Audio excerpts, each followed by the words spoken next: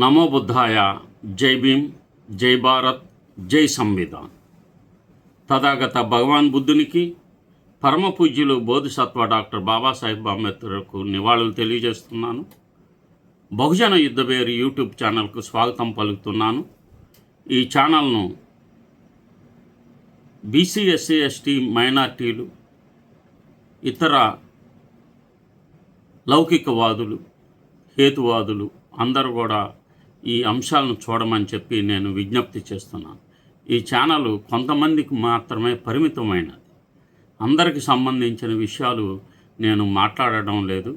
ఈ ఛానల్ కేవలం బహుజనులను అవేర్ చేయటానికి నేను కొన్ని అంశాలు మాట్లాడుతూ ఉన్నాను.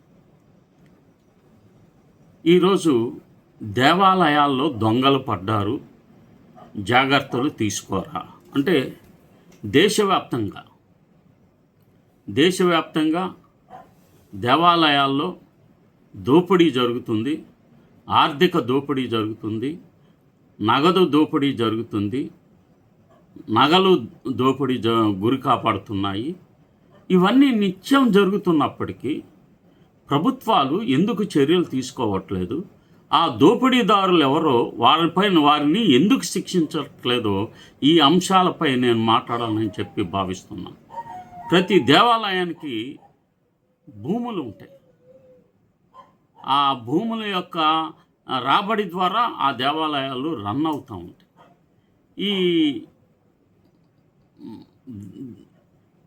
దేవాలయ మాన్య భూములు ఎవరి ఆధీనంలో ఉన్నాయి, అన్యాక్రాంతం ఏ విధంగా అయినాయి, ఈ విషయాలు కూడా మనం తెలుసుకోవాలని చెప్పి నేను విజ్ఞప్తి చేస్తూ ఉన్నాను.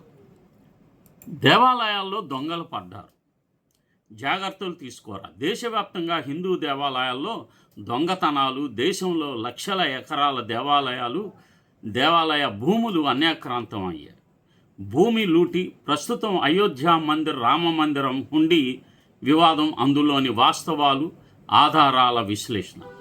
హిందూ దేవాలయాలు భక్తుల విశ్వాసం, సంప్రదాయం మరియు సాంస్కృతిక వారసత్వం యొక్క కేంద్రాలు.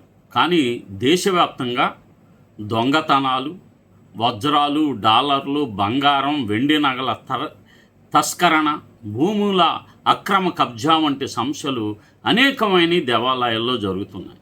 ఇవి మెయిన్ స్ట్రీమ్ మీడియాలో తక్కువ కవరేజ్ పొందినప్పటికీ సోషల్ మీడియాలో చర్చనీయాంశంగా ఉన్నాయి. దొంగతనాలు జరుగుతున్నాయనేది నిజం. ఇందులో దొంగతనాలకు పాల్పడుతుంది ఎవరో ఈ సమాజానికి బాగా తెలుసు. వారు ఏ కులస్తులు అవుతారో కూడా చాలామందికి తెలుసు. అయోధ్య రామ మందిరం హుండీ వివాదం వెరీ రీసెంట్. జూన్ 2026 జూన్ 7వ తారీఖున 2026న సమాజ్వాదీ పార్టీ అధ్యక్షుడు అఖిలేష్ యాదవ్ ట్వీట్ చేసి, రామ మందిరం హుండీలో కోట్ల రూపాయలు, 5 నుండి 7 కోట్లు అని కొందరు ఆరోపణలు చేస్తున్నారు, మాయమయ్యాయని, ఇది రామభక్తులకు అత్యంత బాధ కలిగించే విషయమని సుప్రీంకోర్టు స్వయంగా విచారణ చేయాలని అఖిలేష్ యాదవ్ గారు కోరారు. ఆప్ నాయకుడు సంజయ్ సింగ్ కూడా ఇలాంటి ఆరోపణలే చేశారు. రామ జన్మభూమి ట్రస్ట్ స్పందన. Shri Rama Janmabhoomi Teerth Kshetra trust general secretary Champat Rai హుండీ లెక్కలు పూజారులు, ఎస్బీఐ సిబ్బంది, సీసీటీవీ ఉన్న క్లోజ్డ్ రూమ్లో జరుగుతాయి. ఆడిట్ జరుగుతుందని, అంతర్గత ఆడిట్లు జరుగుతున్నాయని చెప్పారు. విచారణలో కొత్త అంశాలు వచ్చినాయి. కొందరు ఉద్యోగులపై అవినాష్ శుక్లా ప్రశ్నించారు. సీసీటీవీ ఆధారంగా 4గురిని నిర్బంధించి ఒకరి ఖాతాలో 5 లక్షలు, మొత్తం 1,50,00,000 వరకు రికవరీ అని కొన్ని రిపోర్ట్లు వచ్చాయి. ట్రస్ట్ నుంచి ఫార్మల్ కంప్లైంట్ లేదని పోలీసులు బ్యాలెన్స్ చేశారు. ఇది రాజకీయ వివాదంగా మారింది. బీజేపీ వాట్సాప్ యూనివర్సిటీలు ప్రతిపక్షాలు రాజకీయం చేస్తున్నాయని బీజేపీ వైపు ఖండన ఇస్తున్నారు. నిజం ఏమిటంటే హుండీ ప్రక్రియ అంతర్గతం కాబట్టి లోపలి లోపాలు సాధ్యం. పూర్తి విచారణ తర్వాతే తేలాలి. ఎప్పటికైనా సత్యం బయటపడాలి. తిరుపతి వెంకటేశ్వర స్వామి, గోవిందరాజు స్వామి దేవాలయాలు, గోవిందరాజు స్వామి ఆలయంలో విమాన గోపురం బంగారు తాపడం పనుల్లో 50 కేజీల బంగారం మాయమైందని ఆరోపణలు వచ్చాయి. 9 లేయర్లకు బదులు 2 లేయర్లు వేశారు. తిరుమల తిరుపతి దేవస్థానం విజిలెన్స్ దర్యాప్తు చేస్తుంది. చిన్న చిన్న కేసులలో కాంట్రాక్ట్ వర్కర్లు బంగారం, బిస్కెట్లు, నగలు తస్కరించిన సంఘటనలు ఉన్నాయి. మూడవది శ్రీ అనంత పద్మనాభస్వామి దేవాలయం, తిరువనంతపురం పోలీస్ ఇంటెలిజెన్స్ రిపోర్టు ప్రకారం భక్తులు సమర్పణల నుంచి 78 గ్రాముల బంగారం, బంగారు దీపం, సిల్వర్తో రీప్లేస్, వైరానామం మాయమయ్యాయని ఆరోపణ వచ్చింది. భద్రత లోపాలు, అనధికార ప్రవేశాలు ఉన్నాయని రిపోర్ట్ ఉంది. టెంపుల్ మేనేజ్మెంటు దీనిని ఖండించింది, కానీ అంతర్గత వెరిఫికేషన్లో అన్నీ సేఫ్ అని రాసుకున్నారు. నాలుగవది దేశవ్యాప్త దేవాలయాల భూమి లూటి. తమిళనాడులో గత 5 సంవత్సరాల్లో 8,100 ఎకరాలు, 8,436 కోట్ల విలువ కలిగి రికవరీ జరిగింది. మొత్తం టెంపుల్ ల్యాండ్స్ 4,78,00,000 ఎకరాలు. చాలా ఎకరాలు ఎన్క్రోచ్మెంట్. ఆంధ్ర, ఒడిశాలో 1000 ఎకరాల కబ్జా. ఒడిశాలో 13 టెంపుల్స్కి చెందిన 4,503 ఎకరాలు అక్రమ కబ్జాని కాగ్ రిపోర్ట్లో ఉంది. ఐడల్ థెఫ్ట్, సిల్వర్ ఐడల్స్ తస్కరణ దేశవ్యాప్తంగా జరుగుతున్నాయి. శబరిమలై ఇతరుల కూడా చోట్ల జరిగినాయి. విచారణలో అంతర్గత సిబ్బంది, బయట దొంగలు, నిర్వహణ లోపాలు కారణాలుగా ఉన్నాయి. రాజకీయ అధికారిక నిర్లక్ష్యం కూడా ఉంది.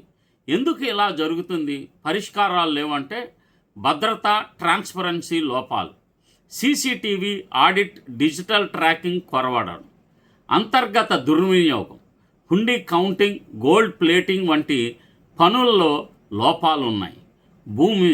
స్థానిక రాజకీయాలు, భూమాఫియా ఇందులో ఉంది. రాజకీయ దుర్వినియోగం, దేవాలయాలను రాజకీయ ఆయుధంగా ఉపయోగించడం. పరిష్కారాలు: 1. స్వతంత్ర audit, digital records, third party supervision జరగాలి. కఠిన చట్టాలు, శిక్షలు డిపార్ట్మెంట్లలో బలోపేతం చేయాలి. భక్తుల విశ్వాసాన్ని కాపాడడానికి పారదర్శకత తప్పనిసరి. దొంగతనం ఏ కులం, పార్టీ, ఏ వ్యక్తి చేసినా అత్యంత పెద్ద నేరం. నిష్పాక్షికంగా దర్యాప్తు చేయాలి. కోర్టు పర్యవేక్షణ ద్వారా నిజాలు బయటపడాలి. భక్తుల డబ్బు, ఆస్తులు పవిత్రంగా ఉండాలంటే అందరూ బాధ్యత తీసుకోవాలి. అధికారిక రిపోర్టులు, కోర్టు తీర్పులు మాత్రమే అంతిమ సత్యంగా ఉంటుంది. కనుక ఈ విషయాలు భక్తులు దృష్టిలో పెట్టుకొని, దేవాలయ భూములు లక్షల ఎకరాలు ఉన్నాయి. వీటినన్నిటినీ ఈ డ్వాక్రా మహిళలకు అప్పజెప్పితే వారు వ్యవసాయం చేసుకొని కౌలు కడుతూ ప్రభుత్వాలకు రాబడి కలిగించే విధంగా చేయగలుగుతారు. కానీ ఈ దేవాలయాల్లో ఉండే పాలకులు రాజకీయంగా ఆ భూముల్ని హస్తగత చేసుకోవటం, వాళ్ళే వ్యవసాయం చేయటం, పన్నులు కౌలు కట్టకపోవడం, ఇవన్నీ జరుగుతున్నాయి. వీటి మీద ప్రభుత్వం సీరియస్గా దృష్టి పెట్టాలని చెప్పి విజ్ఞప్తి చేస్తున్నాను. ఈ ఛానల్ని ప్రమోట్ చేస్తారని చెప్పి విజ్ఞప్తి చేస్తూ నమో బుద్ధాయ, జై భీమ్, జై మూలవాసి, జై భారత్.